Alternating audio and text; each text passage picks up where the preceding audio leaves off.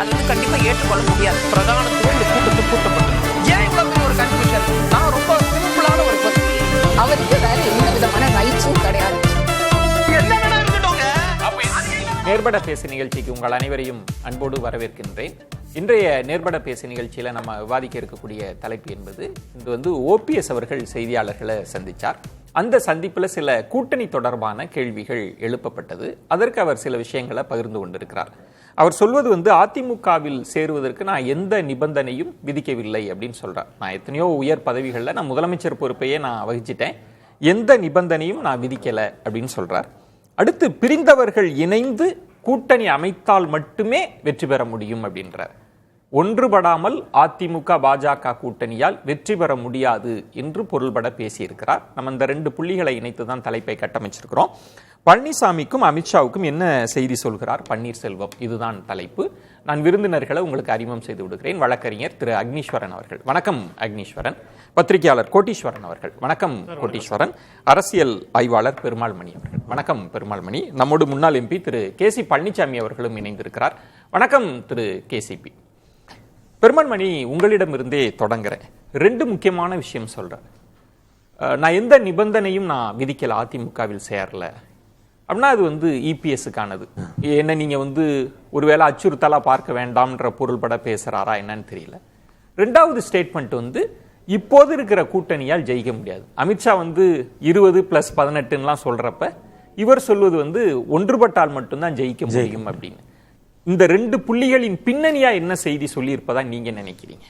ஏற்கனவே அந்த கடிதம் ஒன்று வெளியாச்சுல்ல, ஐயா மோடி அவர்களுடைய அப்பாயின்மெண்ட்டை கேட்டு அப்ப என்ன செய்தி ஐயா மோடிக்கு சொன்னாரு? ஐயா நான் கிளம்புறேன் ஐயா அப்படின்னு ஒரு செய்தி சொன்னார்ல, அதே மாதிரி இப்பவும் அவர் ஒரு செய்தி சொல்லியிருக்காரு. இதுல அந்த ரெண்டாவதா ஐயா அமித்ஷாக்கு சொன்னதா சொல்ற செய்தி தான் முக்கியமான செய்தி. ஏன்னா முதல்ல சொல்றாருல்ல, நான் அவரு கட்சியை விட்டு நீக்கின நாள்ல இருந்து இதுதான் சொல்லிட்டு இருக்காரு. எனக்கு எந்த நிபந்தனையும் இல்லை, எனக்கு எந்த நிபந்தனையும் இல்லை, நான் கட்சியில சேர, நான் அரசியல் இந்த அஇஅதிமுகவில் வெவ்வேறு உயரங்களை பார்த்து விட்டேன், எனக்கு எந்த நிபந்தனையும் இல்லைன்றாரு. ஆனா ஐயா இபிஎஸ் உங்களுக்கு இங்க இடமே இல்லை அப்படின்னு சொல்லிட்டாங்க. நீங்க எந்த நிபந்தனை விதிக்காட்டியும் பரவாயில்ல, இங்க இடம் இல்லையே. அவரு மட்டும் சொல்லல, அவர் சார்பா பல்வேறு குழுக்கள் வேற போய் பேசினாங்க. கட்சிக்கு உள்ள இருந்தவங்க மட்டும் இல்ல, நிர்வாகத்துல அஇஅதிமுகவுக்கு நெருக்கமா இருந்திருப்பாங்கல்ல, ஒரு முன்னாள் டிஜிபி தலைமையில 2-3 அஇஅதிமுக அனுதாபிகள், அதுல ஒரு சில பத்திரிகையாளர்கள், தொழிலதிபர்கள், இவங்கெல்லாம் சேர்ந்து கூடி பேசி இவங்களுமே போய் பேசி பார்த்தாங்க. வெவ்வேறு குழுக்கள் அதுக்கு முயற்சி எடுத்துக்கிட்டாங்க. ஆனால் அவர் உறுதியாக இருக்கிறார். ஐயா இபிஎஸ் ரொம்ப தெளிவா இருக்கார். ஐயா ஓபிஎஸ் அவர்களுக்கு இங்க இடம் இல்லை. ஆனால் அந்த ரெண்டாவது செய்தி தான் ரொம்ப முக்கியமான செய்தி.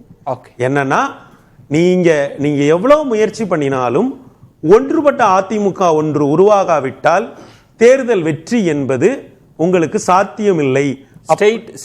நேரா ஐயா அமித்ஷா அவர்களுக்கு சொல்கிறார். ஏன்னா அவர் எப்போதுமே ரொம்ப உங்களுக்கு ஞாபகம் இருக்கா, அவரு அந்த அஇஅதிமுக, அதாவது அஇஅதிமுக பாஜக கூட்டணி, ஐயா இபிஎஸ் அவர்கள் பாஜக கூட்டணிக்குள்ள போன உடனே ஒரு பேட்டியில சொன்னார்ல, சென்னை வந்த ஐயா அமித்ஷா என்னை சந்திக்காமல் போனது எனக்கு வருத்தம் தான் அப்படின்னாரு. அதனுடைய தொடர்ச்சியாக நீங்க இத பார்க்கணும். இப்ப அவர் என்ன சொல்றாருன்னா, நீங்க நினைக்கிற கணக்கெல்லாம் நிச்சயமா நடக்காது, அதற்கான வாய்ப்பே இல்லை. இததான் பரவலாக அஇஅதிமுகவை நெருக்கமாக பார்க்கிற பலரும் இந்த கருத்தை தான் சொல்றாங்க. கட்சி இப்படி பிளவுபட்டு கிடந்தால் எப்படி வெற்றி பெற முடியும்? இதை நான் இப்படி புரிஞ்சுக்கலாமா பெருமாள் மணி? அதனால நீங்க ஜெயிக்கணும்னா என்ன உள்ளுக்கு சேர்த்துக்குங்க அப்படிங்கிற பொருள் இருக்கா? அங்கதான் ஐயா ஓபிஎஸ் மாறுபடுறாரு. ஏன்னா நீங்க ஜெயிக்க முடியாது, ஆனா என்னோட பாதை என்னங்கிறத அந்த கடைசியா ஒரு பதில் ஒண்ணு சொன்னார்ல, அப்படி கிளம்புறதுக்கு முன்னாடி, விஜய் பத்தி நீங்க என்ன நினைக்கிறீங்க அப்படின்னு ஒரு கேள்வி கேட்கப்பட்டது. அதற்கு முன்னால ஒரு கேள்விக்கு அவர் பதில் சொல்றாரு, அவங்க அரசியல் கருத்தை அவங்க வெளிப்படுத்துவாங்க, நான் பதில் அதை பத்தி நான் சொல்ல. ஆனால் ஏன் விஜய் விஷயத்துல அக்கறையோட பதில் சொல்றாரு? அந்த மாநாட்டு பேச்சின் சில பகுதிகளோடு எனக்கு உடன்பாடு இல்லைன்னு ஏன் சொல்றாரு? ஐயா ஓபிஎஸ் எப்போதுமே இப்படிதான் லீடு கொடுத்துட்டே போவாரு. நீங்க கிளம்புற முடிவுக்கு வந்துட்டாரு, அவர் கிளம்பிட்டாரு. ஓபிஎஸ்ங்கிற எக்ஸ்பிரஸ் கிளம்பிருச்சு. கிளம்பும் போது ஒன்னு சொல்லுவார்ல, அதான் இது. அவர் என்றைக்குமே கடுமையாக பேசுவதில்லை. நானும் கிளம்புறேன், நிச்சயம் நீங்களும் ஜெயிக்க மாட்டீங்க அப்படின்னு சொல்றாரு. நான் கிளம்புறதுனால நீங்க ஜெயிக்க மாட்டீங்க, அதான செய்தி. அப்படித்தானே அவர் எப்போதுமே கடுமையான வார்த்தைகளை பிரயோகிப்பதில்லை, ஒரு சவால் விடுவதில்லை. இதெல்லாம் அவருடைய அரசியலை, இந்த 20 ஆண்டு கால அரசியலை நாம பார்த்தோம் அப்படின்னா 2021 அவர் மாநில அரசியலுக்கு வந்தது முதல் நாம பார்த்தோம் அப்படின்னா இந்த 24 ஆண்டு காலத்துல அவர் எங்கேயும் சவால் விட்டோ வேகமாகவோ பேசி அவருக்கு அனுபவமே இல்லையே. ஆனா நீங்க சொல்வது இதுக்குள்ள ஒரு சவால் தன்மை இருக்கு. நிச்சயமாக அடுத்து என்ன நடக்கும் கூட நம்ம யோசிக்கலாங்க. நிச்சயமாக அடுத்து அவர் அதுல லீடு கொடுக்கிறாருல, இந்த வழக்கை நாங்கள் மன்றத்தில் நடத்துவோம், வழக்கை நாங்கள் பின்தொடர்வோம் அப்படின்னு சொல்றாரு. அப்போ வழக்கை பின்தொடர்வோம்னா என்ன அர்த்தம்? அன்றைக்கு நடந்ததெல்லாம் திரும்ப நடக்கும். வழக்கை மன்றத்தில் இவர்கள் நடத்துவார்கள், மக்கள் மன்றத்திற்கு போவார்கள், செயற்குழு பொதுக்குழுவை கூட்டுவார். செப்டம்பர் மாநாட்டை ஏன் அவர் ஒத்தி வச்சிட்டாரு? செப்டம்பர்ல ஒரு மாநாடு இருக்குதுன்னு சொன்னார்ல, அதை ஒத்தி வச்சிட்டார்ல. அப்போ இவர் வெளியேற்றப்பட்ட பொழுது என்னவெல்லாம் நடந்தது? செயற்குழு பொதுக்குழு கூடப்பட்டது, இவர் வெளியேற்றப்பட்டார், வழக்கு நீதிமன்றத்திற்கு போனது, 3 ஆண்டு காலம் பொறுமை காத்தார், இப்போது தேர்தல் வந்திருக்கிறது, பாஜகவுடன் பயணித்தார், பாஜக கூட்டணியை விட்டு வெளியே வந்து விட்டார். இப்ப என்ன பண்ணுவாரு? மக்கள் மன்றத்துக்கும் போவார், நீதிமன்றத்துக்கும் போவார். அதுதான் என்னுடைய அடுத்த கட்ட நகர்வுகளாக இருக்கும் அப்படிங்கறத அவர் சொல்லாமல் சொல்லிதான் சென்றார். கிட்டத்தட்ட உங்கள் பார்வைன்றது அவர் ஒரு ஸ்டேட்மெண்ட்டை சொல்லிட்டு நீங்க வெற்றி பெற முடியாது, என்ன சேர்த்துக்கலன்னு சொல்லிட்டு கிளம்பிட்டார். இல்ல, ஏன்னா நான் இங்க இல்ல, அவ்வளவுதான், நான் இங்க இல்ல.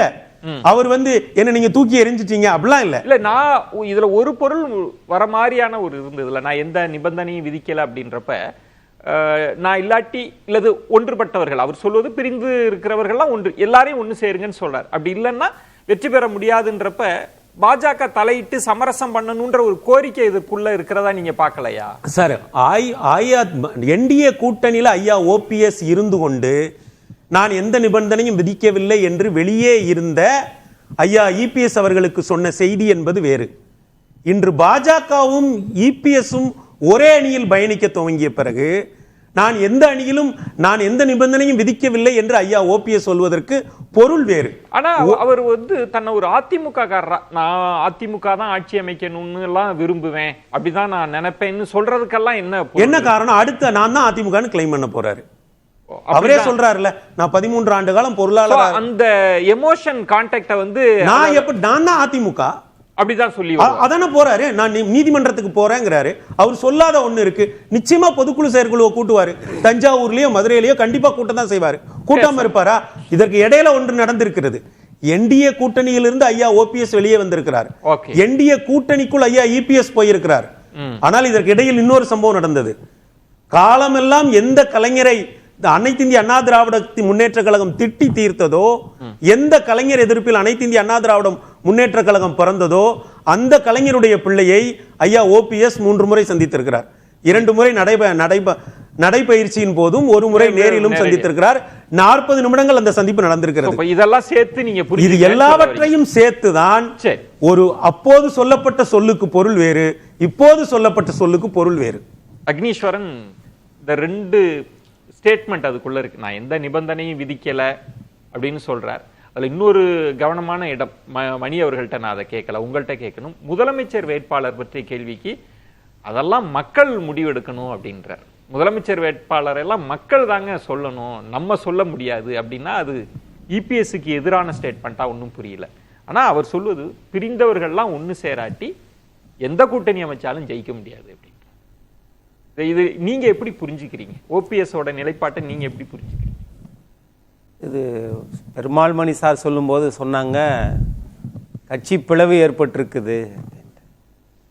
கட்சி பிளவு ஏற்பட்டிருக்கிறது அப்படின்றத திரும்ப திரும்ப சொல்லி அதுல ஒரு மகிழ்ச்சியும் அது ஒரு சந்தோஷமும் படக்கூடிய கட்சிகள் ஏராளமா தமிழ்நாட்டில் இருக்குது.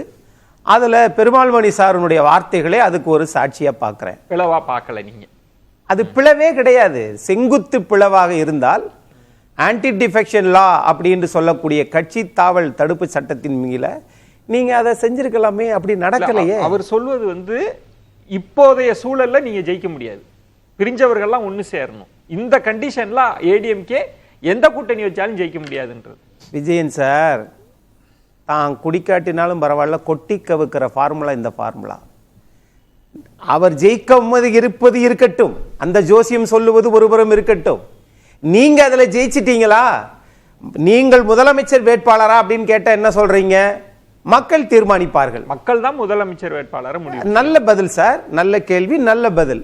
அதே இது ஒரு கட்சின்னு தீர்மானிச்சிட்டா யார் முடிவெடுப்பாங்க? பொதுக்குழு உறுப்பினர்கள் தான் முடிவெடுப்பாங்க. அப்ப அந்த பொதுக்குழு உறுப்பினர்கள் 2 முறை கூடி ஒரு தலைவரை தேர்ந்தெடுத்ததற்கு பிறகு ஒரு தலைமையை, தலைவரை என்பதை விட ஒரு தலைமையை ஒரு கட்சி தேர்ந்தெடுத்ததற்கு பிறகு இல்ல இது மக்கள் தீர்மானிப்பாங்க முதலமைச்சர் என்பதெல்லாம் நீங்க சொல்லுகிறது காலம்தான் முடிவு செய்யும். அதை ஏற்கனவே அவர் தெளிவுபடுத்திட்டார். இல்ல இந்த இடம் தான் இப்போ இபிஎஸ் அவர்கள் காலம் கடந்து விட்டது அப்படின்னு சொல்றார் ஓபிஎஸ் விவகாரத்துல. ஆனா 2வது ஸ்டேட்மெண்ட்ன்றது பாஜகவுக்கே சொல்லிட்டு போற ஸ்டேட்மெண்ட் மாதிரி இருக்காதா? அப்போ நீங்க எல்லாரையும் சேர்க்கல, அதிமுக வலுவா இல்ல, இப்படிலாம் இருந்து ஜெயிக்க முடியாது அப்படின்றது அப்படி ஒரு ஸ்டேட்மெண்ட்டை சொல்றாரா? நான் இப்படி கேட்கிறேனே, மரியாதைக்குரிய முன்னாள் முதலமைச்சர் திரு ஓபிஎஸ் அவர்கள் 3 முறை முதலமைச்சராக்கிவிட்ட கட்சி அதிமுக. அதை நன்றியோட சொல்றாரு. அது நன்றியோட சொல்லுகிறார் என்றால் அதனுடைய எதிர்ப்பாகவே இருக்கக்கூடிய திமுகவினுடைய தலைவரையும் தமிழ்நாட்டு முதலமைச்சரும் பார்த்தீங்களே, ஏன்?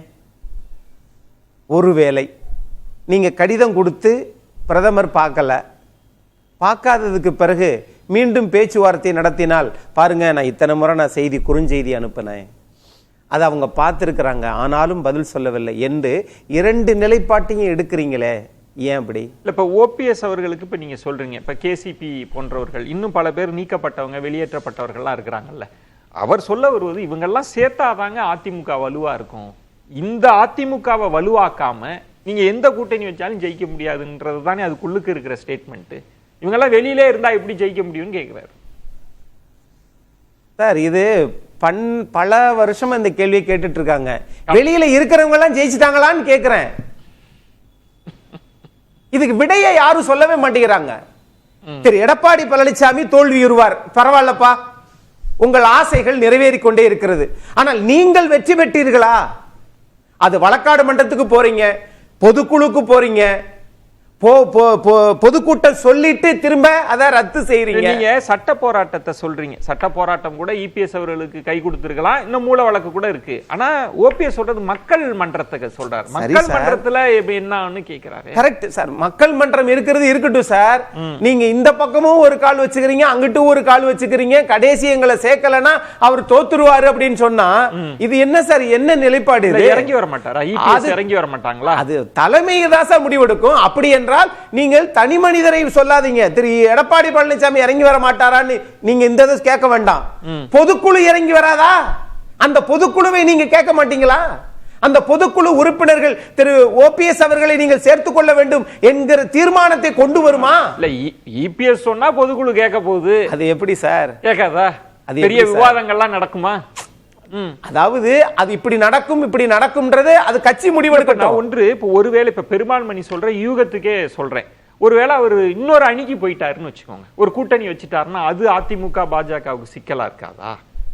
நம்ம ஆளை விட்டுட்டோமே அப்படின்னு யோசிக்க மாட்டாங்களா? இல்ல, அது எல்லாம் தேர்ந்தெடுத்து யோசிச்சு தானே இந்த பதில சொல்லுவாங்க தலைவர்கள். இந்த கணக்கெல்லாம் எல்லாமே இருக்கும். சும்மா வார்த்தைகள் பேசிட மாட்டாங்களா? நம்ம சாதாரண ஒரு வட்டக்கழக செயலாளர் அல்லது ஒரு யூடியூப் நடத்துறோம், இதை போட்டு நம்ம ஒருத்தனை அடின்னு அடிச்சா நம்ம காசு சம்பாதிக்கலாம் அப்படின்னு நினைக்க முடியாது. ஒரு இயக்கம், ஒரு நாட்டுக்கான மக்கள், ஏற்கனவே முன்னாள் முதலமைச்சர் இன்றைய எதிர்க்கட்சி தலைவர், எவ்வளவு பிரச்சனைகளை அவர் பார்த்திருப்பாங்க 51 ஆண்டுகள். ஆகவே திரு ஓபிஎஸ் அவர்களை குறைத்து மதிப்பிடவில்லை, ஆனால் ஒற்றை நிலைப்பாட்டில் நாங்கள் வழக்குகளை எல்லாம் வாபஸ் வாங்குகிறோம் என்ற நிலைப்பாட்டில் சரியா இருக்கீங்களா? எங்களுடைய எதிரி திமுக, அவர்களை நாங்கள் சந்திக்கவே மாட்டோம், தெளிவா இருக்கிறீங்களா? பொதுக்கூட்டம் அறிவிச்சீங்க, ஏன் ரத்து பண்றீங்க? அக்னீஸ்வரன், அதுக்கு ஒரு காமன் பாயிண்ட்னா நீங்க ஏதோ ஒரு பேச்சுவார்த்தைக்கு வந்தாதானே இந்த கோரிக்கை எல்லாம் வச்சு நீங்க வழக்குகள் எல்லாம் வாபஸ் வாங்க. நீங்க தான் வரவே இல்லையே, பேச்சுவார்த்தைக்கே இல்லையே இபிஎஸ் அவர்கள். காலம் கடந்து போச்சுன்னா அப்புறம் என்னத்தை பேசுறது அங்க போய்? நம்ம அப்படின்னா அதுக்கு மாற்று சிந்தனை என்னவா இருக்கும்? இபிஎஸ் அவர்கள் தான் முடிவெடுப்பாங்க, அவ்வளவுதான். பெருமாள்மணி, இபிஎஸ் அவர்களுக்கு தெரியாமையா இருக்கு, இப்ப வெளியேறியவர்கள் சொல்றாங்க பலவீனமா இருக்குன்னு, அவருக்கு தெரியாமையா இருக்கு. இதை விட்டுருங்க, நீங்க சொன்ன 2வது பகுதினா அமித்ஷா அவர்களுக்கு தெரியாமையா இருக்கும். அமித்ஷா என்ன சொன்னார்? உட்கட்சி பிரச்சனையில நாங்க தலையிட மாட்டோம்னா அப்ப எல்லாம் கிரவுண்ட் ரியாலிட்டி தெரிஞ்சுதானே அவங்களும் இருக்காங்க.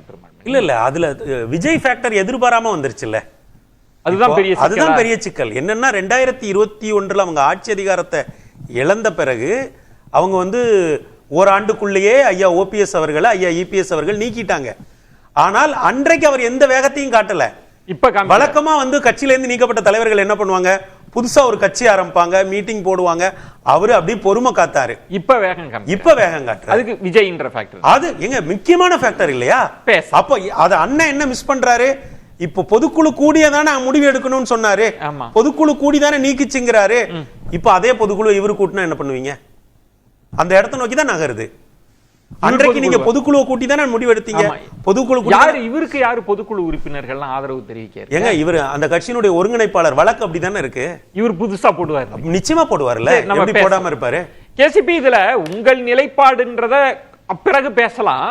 முதல்ல ஓபிஎஸ் அவர்களோட இந்த 2 ஸ்டேட்மெண்ட்டை நீங்க எப்படி புரிஞ்சுக்கிறீங்க? இதுக்குள்ள ஏதாவது ஸ்டேட்மெண்ட் இருக்கா, கோரிக்கையா இல்ல சவாலா, எப்படி நீங்க புரிஞ்சுக்கிறீங்க? அதுவும் குறிப்பா அமித்ஷாவுக்கு இதுல ஏதாவது செய்தி இருக்கா? அதாவது திரு பெருமாள் மணி சொல்றது மாதிரி ஓபிஎஸ்ங்கிற எக்ஸ்பிரஸ் கிளம்பிடுச்சுன்னு சொல்றாரு.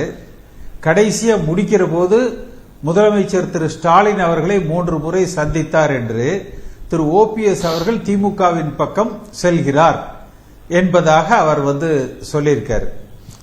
பெருமாள் மணி இப்ப சொன்னது, உங்கள்கிட்ட சொன்னது, அது வந்து நிச்சயமா திரு ஓபிஎஸ் அவர்களது இன்றைய அந்த பேட்டியினுடைய சாராம்சம் அல்ல.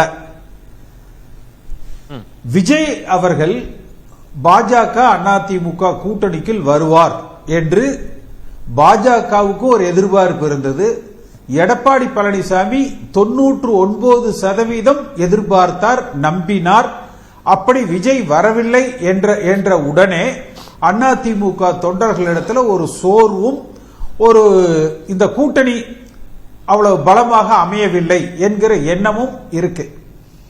நீங்க அண்ணாமலை அவர்களது நிலைப்பாடு, நீங்க ஓபிஎஸ், தினகரன் இவங்களுக்கு எல்லாமே பார்த்தீங்கன்னா அண்ணாமலை தான் ஒரு ஆதரவாளர். பாஜகவில் தலைமை இடத்துல இவர்களுக்காக பேசக்கூடியது அண்ணாமலை.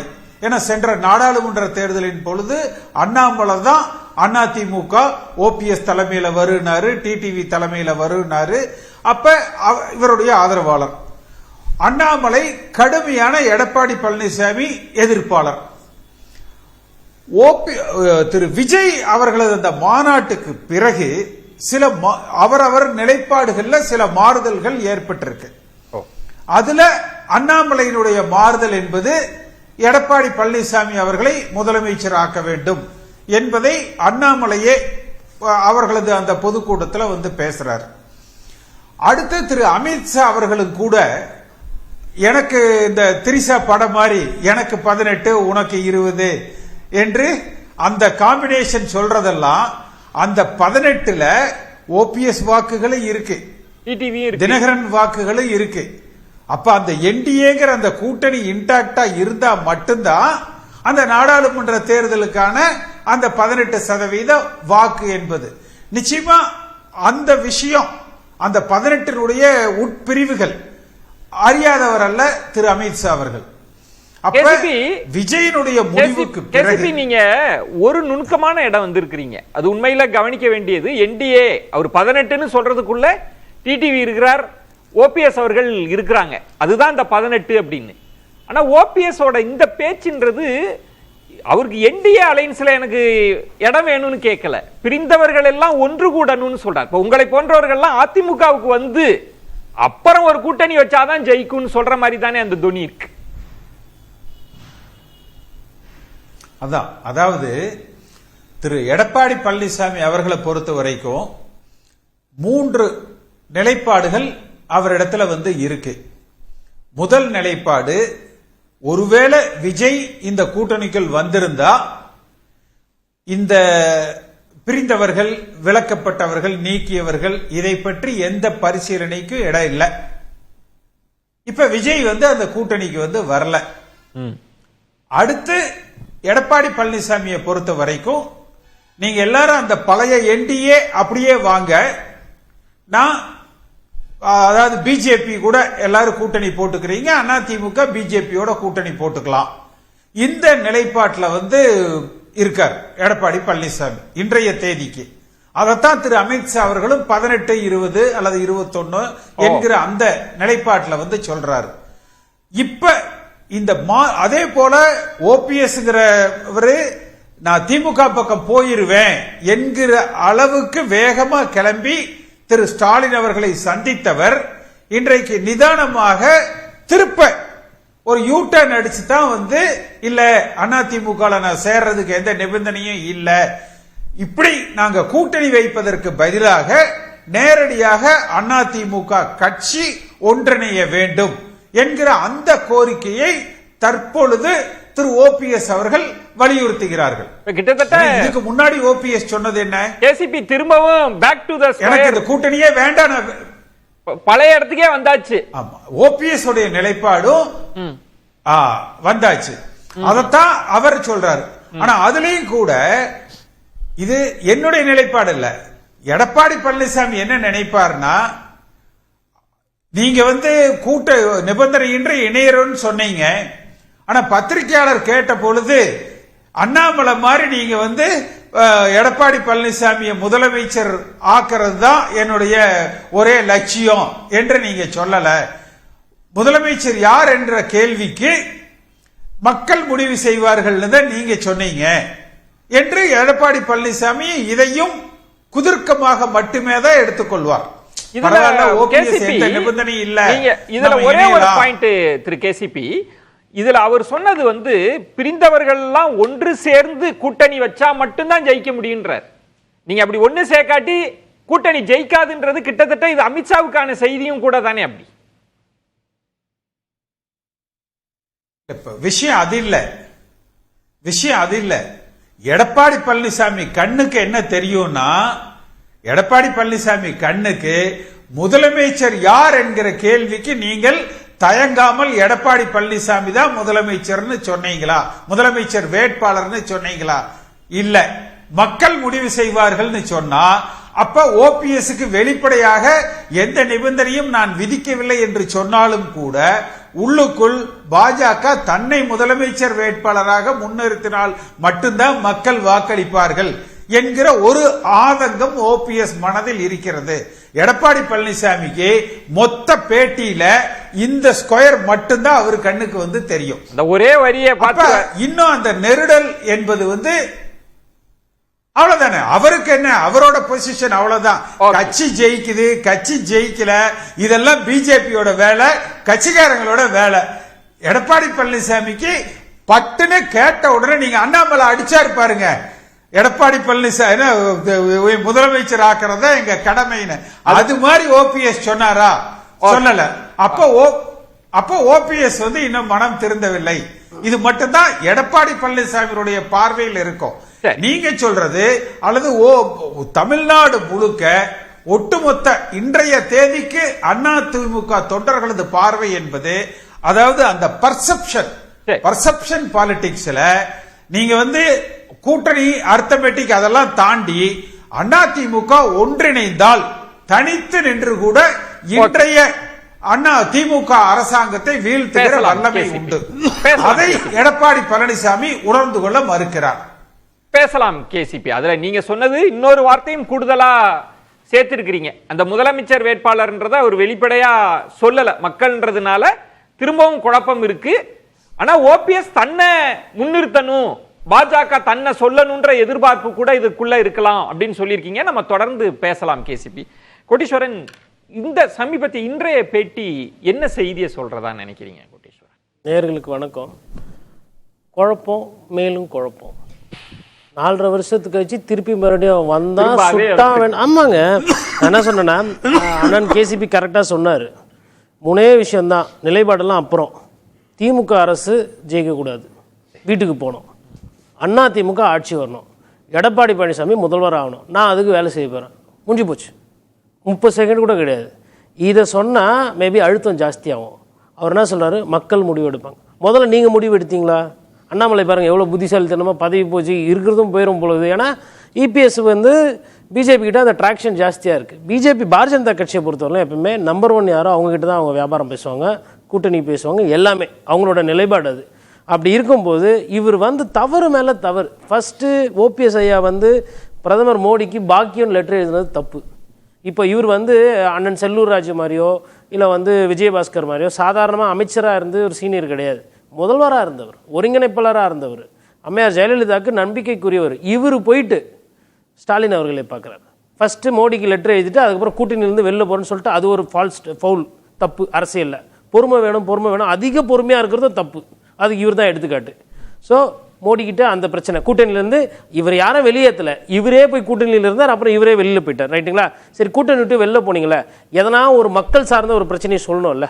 நீட்டு வந்து தொடர்ந்து பிரச்சனையாக இருக்குது, இல்லை வந்து எய்ம்ஸ் இன்னும் தூங்கிட்டு இருக்கீங்க திறக்காமல், இல்லை வந்து ஜிஎஸ்டி அதிகமாக வாங்குறீங்க, ஏதோ ஒன்று மக்கள் பிரச்சனையாக இல்லை, தமிழ்நாட்டுக்கு பிரச்சனை தான் இல்லையா? மறுநாள் 2000 கோடி ரூபா பணம் வரலன்னு சொல்லிட்டு ஒரு கட்டணம் அறிவிக்க விட்டார். அதுக்கப்புறம் அதோட அமைதியாயிட்டார். கேட்டால் அறிக்கை டெய்லி விடுறாரு. ஸோ அப்போ பிஜேபி கிட்ட இந்த மாதிரி முன்னுக்கு பிறன். ரெண்டாவது, ஸ்டாலின் அவர்களை போய் நீங்கள் வீட்டில் பார்க்குறதோ இல்லை அறிவாலயத்தில் பார்க்குறதோ இல்லை அவர் கூட வாக்கிங் போகிறதோ அதை அதிமுக தொண்டர்கள் ரசிக்க மாட்டாங்க. எதுக்கு? தீய சக்தி திமுக அப்படின்னு தான் வந்து அவங்களோட ஸ்லோகனே. அவங்களுக்குன்னு பெரிய கொள்கை சித்தாந்தம்லாம் இல்லை. திமுக என்ன சொன்னாலும் அது தப்பு, அது மக்கள் விரோதம். இதுதான் அதிமுக நிலைப்பாடு. இப்படி இருக்கும்போது நீங்க சொல்றது 3 ஃபவுல் பிளே பண்ணிட்டாரு அப்படின்னு சொல்றீங்க. ஆமா, இன்னைக்கும் ஃபவுல் பிளே, இன்னைக்கும் ஃபவுல் பிளே. ஆனா மணி சொன்ன இடம்ன்றது இப்ப இதெல்லாம் எங்க தப்புன்னா அவர் ஏதோ அதிமுகக்குள்ள இருக்க பிரியப்பட்டு விளையாண்டு தப்பு செஞ்சான்னா நீங்க சொல்ற கோணம் சரி. மணி சொல்றார் வெளியேறணும்னு முடிவு எடுத்துட்டார். விஜய்ன்ற ஃபேக்டர் உள்ளுக்கு வந்தாச்சு. அது மூணாவது ரொம்ப முக்கியம். விஜய்ன்ற அவர்கள் சொல்றது விஜய்ன்ற ஃபேக்டர் வந்தாச்சு. நடுவுல நிறைய பேர் என்ன சொன்னாங்கன்னா விஜய் கிட்ட போய் சேரணும். ஆல்ரெடி விஜய் பி டீம்னு சொல்லிட்டு இப்ப பேச ஆரம்பிச்சிட்டாங்க. யாருக்கு? திமுகக்கு பி டீம் தான் விஜய். ஏன்னா விஜய் வந்து அதிமுக ஓட்டை பிளவுபடுத்தி திமுக திருப்பி ஆட்சி வரணும், உதயநிதி ஸ்டாலின் அவர்கள் முதலமைச்சராக வேடிக்கை பார்க்க போறாரு. இப்படிதான் மீம்ஸ் எல்லாம் ஓடுது இப்போ. அப்போ ஓபிஎஸ் பார்த்துருப்பாரு, அடடே இது நம்ம என்னப்பா கிரீஸ் எல்லாம் போடுறாங்க, நம்மளுக்கு யாரும் தொண்டர் வரமாட்டாங்கன்ற நம்ம திராவிட கட்சிகளில் பார்க்குறோம். இவங்க என்னன்னா தொண்டருக்கு கிரீஸ் எல்லாம் வைக்கிறாங்க, இது வேற மாதிரி இருக்கு, இதில் போனால் வந்து வேலைக்கு ஆகாது போல முடிவு எடுத்திருப்பாரு. விஜய் வேண்டாம். விஜய் ஆமாங்க, ஏன்னா ஒரு சீசன்டு பாலிட்டிஷியன். நீங்க யோசிச்சு பாருங்க, ஓபிஎஸ் அவர்களே போறாருன்னு வச்சுக்கோங்களேன். இப்போ விஜய் மாநாட்டில் நாளைக்கு ஒரு கூட்டணி இவர் போய் சேர்ந்துக்கிறார் போறாருன்னா ஓபிஎஸ் அவர்கள் நிறைய பேர் அந்த கூட்டத்திலே தெரியாது. ஏன்னா அவங்களுக்கு தெரிஞ்ச ஒரே விஷயம் விஜய் விஜய் விஜய் விஜய் என்ன பண்ண போறார் அதெல்லாம் தெரியாது. விஜய் என்ன அந்த மாதிரி இருக்கும்போது ஒரு அரசியல்வாதி பயப்படுவார். அப்ப விஜய் ஆப்ஷனோ இவருக்கு பிரச்சனை. ஒரு 3 முறை முதலமைச்சரா இருந்த ஓபிஎஸ் அவர்கள் என்ன பயன் நீங்க சொல்லுங்க? 3 முறை முதலமைச்சரா இருந்தார், ஆமா, என்ன பயன்? இன்னைக்கு நான் கேட்கிறேன், விஜயோட சேர்ந்தா அவரு காணாம கரைஞ்சு. நான் சொல்றேன்னா சார், நீங்க விஜய் கூட சேருங்க, இபிஎஸ் ஓட சேருங்க, மோடியோட சேருங்க, மக்கள் கூட நீங்க சேர்ந்தீங்களா? ஒரு மாநாடு போட்டீங்களா? இல்ல கட்சிக்காரர்களை போய் போராட்டம் பிரச்சனை எதனா சந்திச்சிங்களா? ஒரு பேரணி நடத்துறீங்களா? இல்ல ஒரு போட்டி பொதுக்குழு போட்டி திருப்பியும் கேஸ்ன்றாரு, கோர்ட்டு கேஸ். ஏன் வழக்காடு மன்றத்தில் இருக்கிற கேஸ் எல்லாம் பத்தாதா? இல்ல அதுல கோட்டீஸ்வரன் சரி, இப்ப நீங்க சொல்றது ஒரு அப்சர்வேஷன், அவரோட மதிப்பீடு பண்றீங்க ஓபிஎஸ் ஓட அரசியல். அவர் என்ன சொல்றாருன்னா அதிமுக ஒன்றிணையாம நீங்க என்ன கூட்டணி வச்சாலும் ஜெயிக்க முடியாதுங்க அப்படின்னு சொல்றது. அதிமுகவுக்கும் அதான் செய்தி, பாஜகவுக்கும் அதான் செய்தி. இல்ல சார், முதல்ல எங்களெல்லாம் ஒண்ணு சேர்க்கிற வழியை பாருங்க. அது இல்லையா? கரெக்ட், ரொம்ப நல்லா வரீங்க. இப்ப கூட்டி கழிச்சு கடைசியா இப்ப இருக்கிறது 4 பேர். ஒருத்த நாட்டுல அண்ணா வைத்திலிங்கம், மனோஜ் பாண்டியன், இவரு இன்னொரு சட்டமன்ற உறுப்பினர் ஐயப்பன் நினைக்கிறேன். ஓகேங்களா?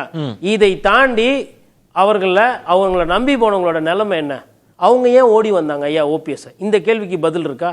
ஏன் ஓபிஎஸ் ஐயாவை மாஃபாய் பாண்டியராஜனே அமைச்சர் பதவியை ராஜினாமா பண்ணிட்டு நம்பி போனார், அப்புறம் ஏன் திரும்ப வந்தார்? ஏன் நம்மளை விட்டு திரும்பி போறாங்க? இந்த கேள்விக்கு இன்னும் ஓபிஎஸ் பதில் சொல்லவில்லை. ஒண்ணு. ரெண்டாவது, தன்னுடைய மகனை வேற கூட்டு போயிட்டு இவரு தான் போறாரு, சரி ஸ்டாலின் அவர்களை பார்க்கறதுக்கு முதல்வரை நல்லா விசாரிக்கட்டும் எல்லாம் பண்ணட்டும், கூட வேற அவரை கூட்டு போயிட்டு அவரு அரசியல் வாழ்க்கையை நாசம் பண்ணி விட்டாரா? எப்படி பார்ப்பாங்க திமுக தொண்டர்கள்? அதை இல்ல அதிமுக தொண்டர்கள் எப்படி பார்ப்பாங்க? இதெல்லாம் யோசிக்கணும். அப்போ 3 முறை இதை முடிச்சிடறேன். ஒன்னே இதெல்லாம் முடிச்சுட்டு கடைசியா என்ன பண்றாரு? வழக்கு பதிவு போட்டிருக்கோம். வழக்குக்கு தான் தீர்ப்பும் வரல, தீர்வும் வரலையே. வேட்டி கட்ட முடியல. இன்னைக்கு பொறுமையா பேசுறாரு. அந்த வேட்டிக்கு சொந்தக்காரர் எடப்பாடி பழனிசாமிக்கு முன்னாடி இவர் நிறைய பேருக்கு தெரியும். அதிமுக இவர் தான் பிரபலம். இன்னைக்கு வந்து ரெட்டல் பத்தி பேச முடியாது, வேட்டி கட்ட முடியாது. கோர்ட்டுக்கு போய் இதான் வந்திருக்கு தீர்ப்பு. இன்னமும் வந்து வழக்காடு மன்றன்றாரு, குழப்பறாரு. இப்ப நீங்க ஓபிஎஸ் அவர்களோட மூவ வந்து ரொம்ப சிலாகித்து ரொம்ப முக்கியமான முடிவு அப்படின்னு சொல்றீங்க. அது வெளியேறியது. இன்னும் நீங்க தான் சொன்னீங்க அந்த கடிதத்தையே அவர் தெரிஞ்சுதான் பாக்கியம்னு வெளியே. கோட்டீஸ்வரன் எல்லாமே தப்பாட்டமா இருக்கு அப்படின்றது தானே அவர் எடுத்த எல்லா நிலைப்பாடும். அந்த இந்தியாவில இருந்து வெளில வந்தார்ல, அந்த புள்ளியில இருந்து பிடிச்சா கூட கோட்டீஸ்வரன் எல்லாமே தப்பாட்டம். ஆனா கல்லாட்டம் கிடையாது, பூராவே தப்பாட்டம். இல்ல இப்ப நண்பர் கோடீஸ்வரன் சொல்றதுக்கு வந்து தமிழக வரலாற்றுல பல உதாரணங்கள் இருக்கு.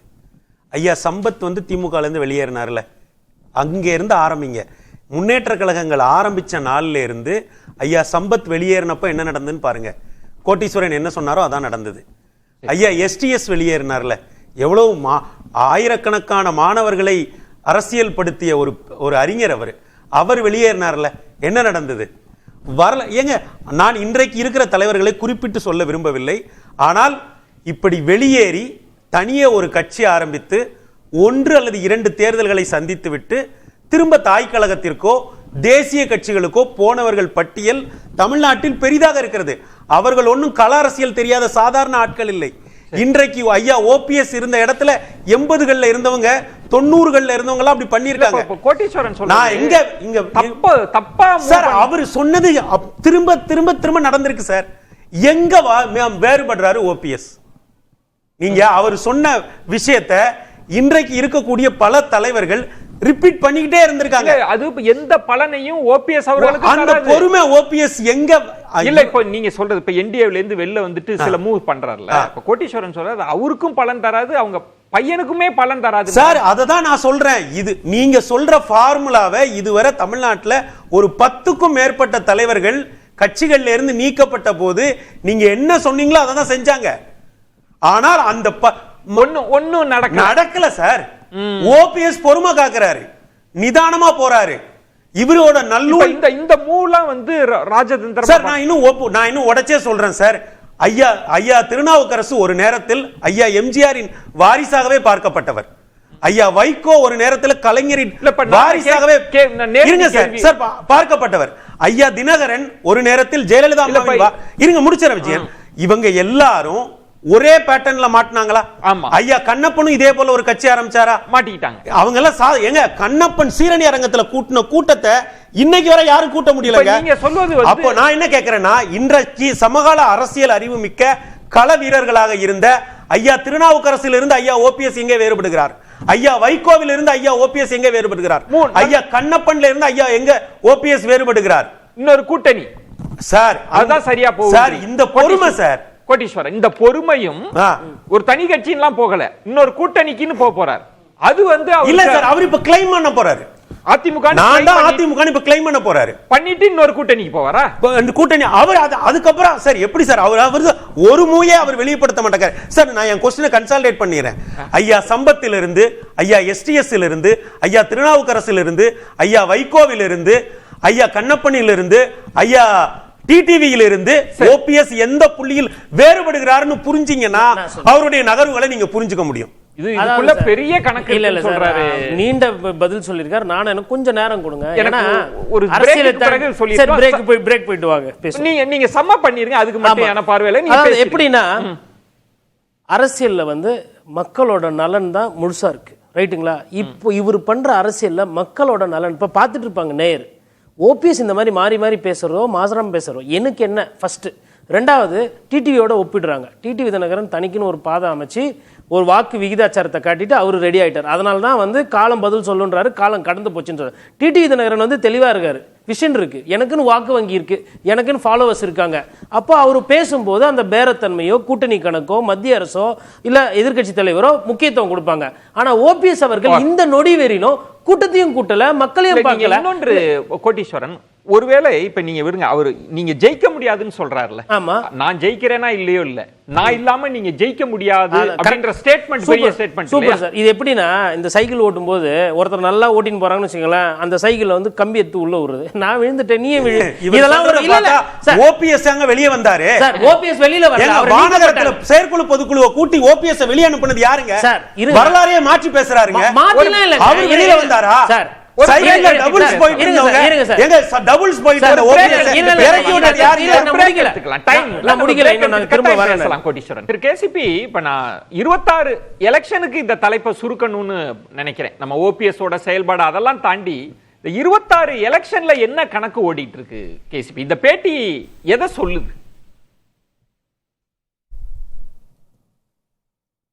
இல்ல 26 தேர்தலை பொறுத்த வரைக்கும் OPS இந்த கூட்டணிக்குள் இணைக்கப்பட்டுக் கொள்ளாவிட்டால், என்டிஏ கூட்டணிக்குள்ள ஏதோ ஒரு வடிவத்தில் இணைக்கப்பட்டுக் கொள்ளாவிட்டால் அவர் திமுக பக்கம் போறதுக்கு தயாராக இருக்கிறார்.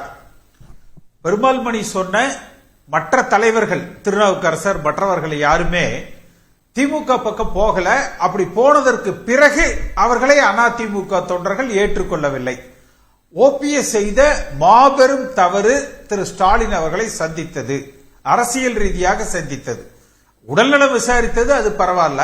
ஆனா அந்த 3 முறை என்றது, திரு ஸ்டாலின் அவர்கள் வீட்டுக்கு வெளியில பேட்டி கொடுக்கிற பொழுது அரசியல நிரந்தர நண்பரும் இல்லை எதிரியும் இல்லை என்ற வார்த்தைகள் கிட்டத்தட்ட பெருமாள் மணி சொல்றது மாதிரி அவர் திமுக பக்கம் சென்று விட்டார் என்பதாகத்தான் காட்டுது. அவர் தனியா செயற்குழு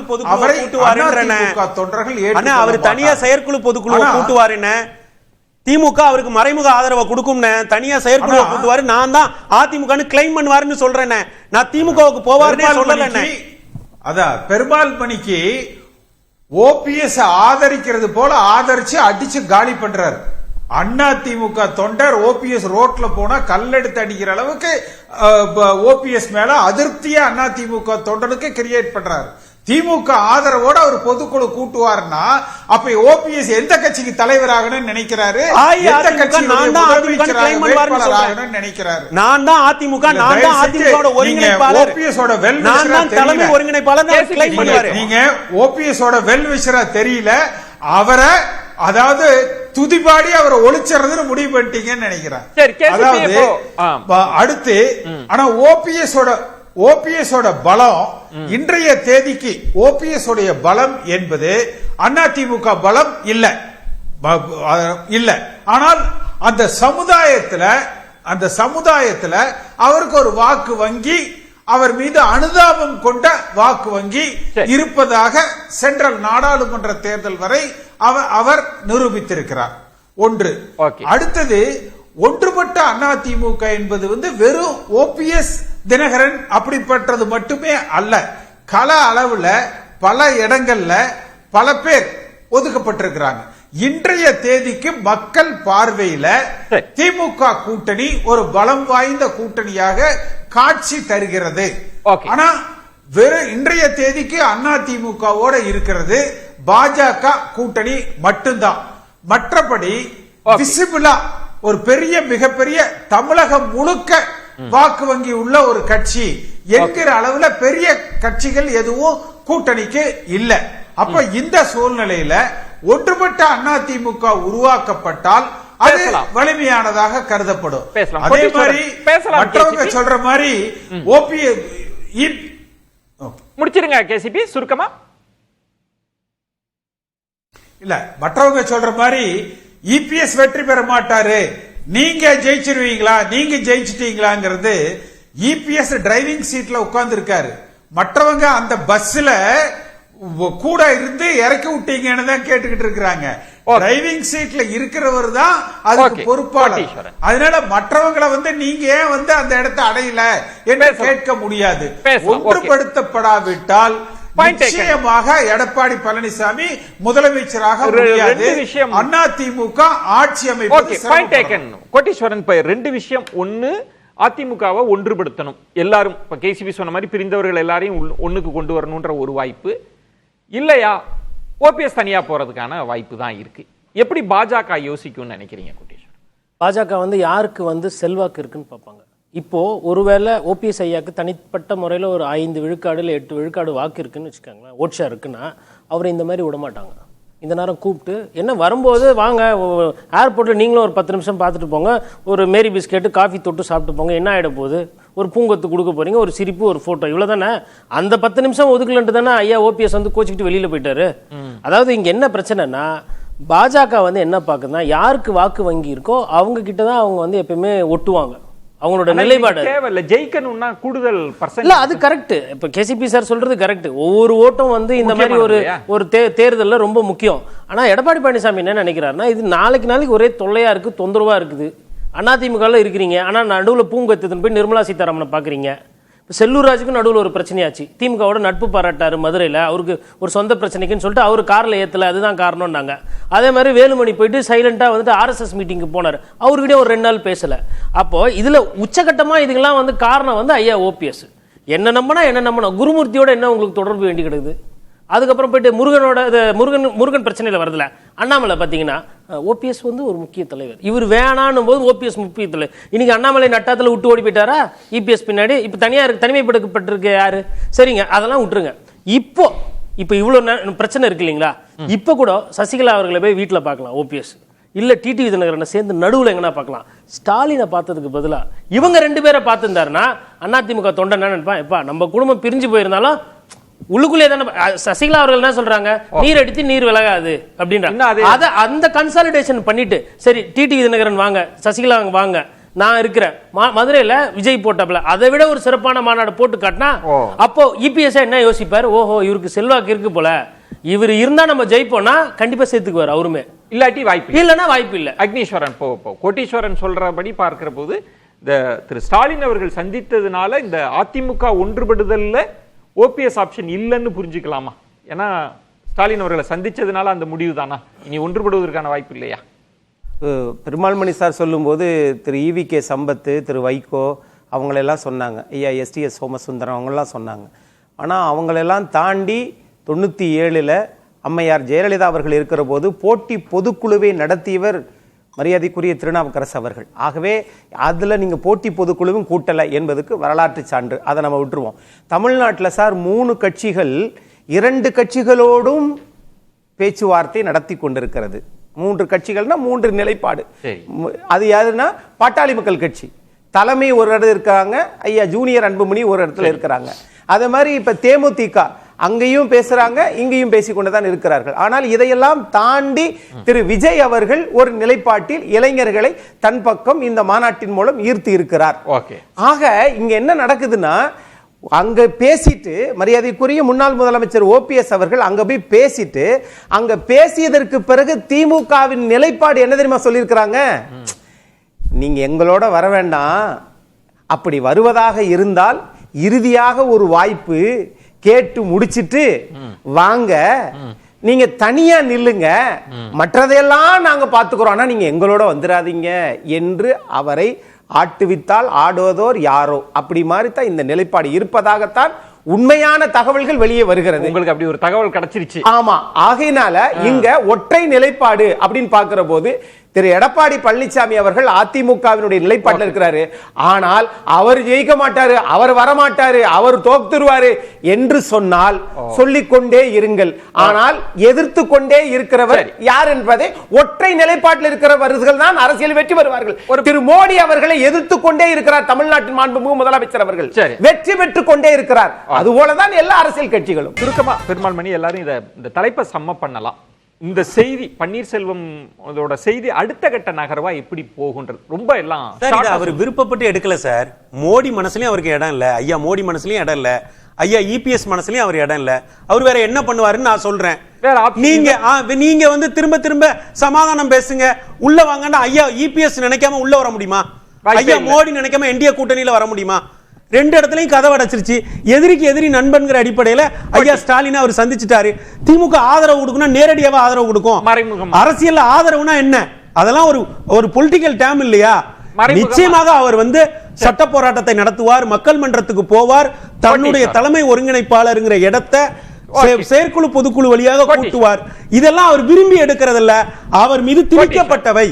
இந்த அவரோட செய்தி அடுத்த கட்ட நகர்வு சுருக்கமா செய்தி குழப்பம். இது நம்ம அதை தாண்டி அடுத்த கட்ட நடவடிக்கை பார்த்தீங்கன்னா, இபிஎஸ் மனசுல இடம் இல்லை, நயினார் மனசுலயும் இடம் இல்லை, மோடி மனசுலயும் இடம் இல்லை, அமித்ஷா மனசுலயும் இடம் இல்லை, ஸ்டாலின் மனசுலயும் இடம் இல்லை.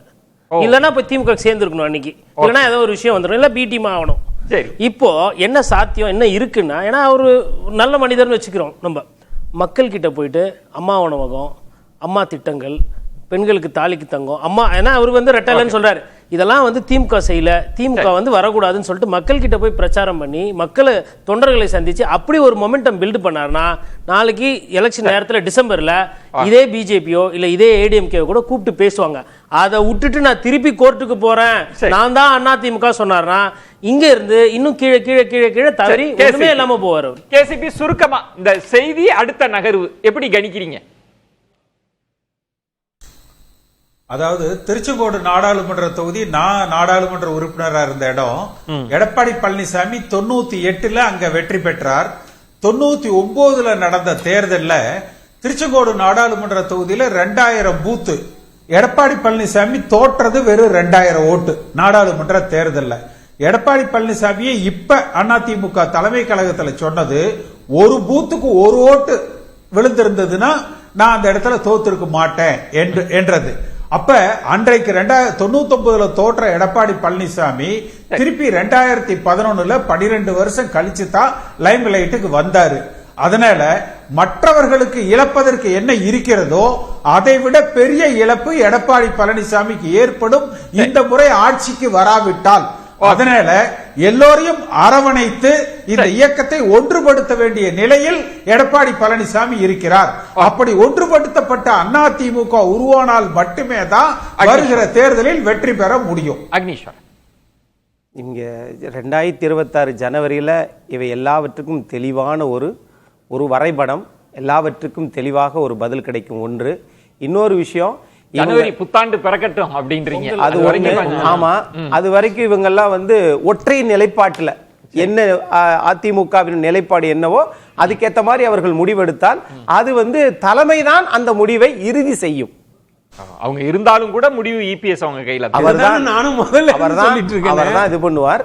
ஆகையினால இப்ப திருமதி சசிகலா அவர்கள்லாம் அதிமுக தான், அம்மா ஆட்சி தான் சொல்லிட்டு இருக்காங்க. ஒருவேளை அந்த ஒற்றை நிலைப்பாட்டுக்காக ஜனவரியில அவங்க எல்லாம் திரும்ப சேர்த்துக்க வாய்ப்பு இருக்கா?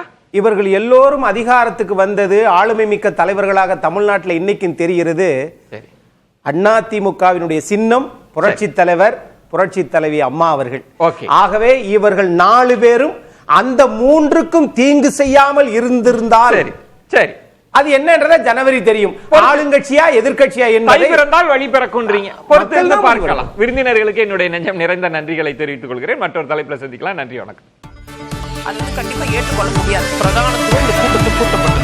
ஏன் இவ்வளவு பெரிய ஒரு கன்ஃபியூஷன்? நான் ரொம்ப சிம்பிளான ஒரு அவருக்கு வேற எந்த விதமான ரைட்ஸும் கிடையாது.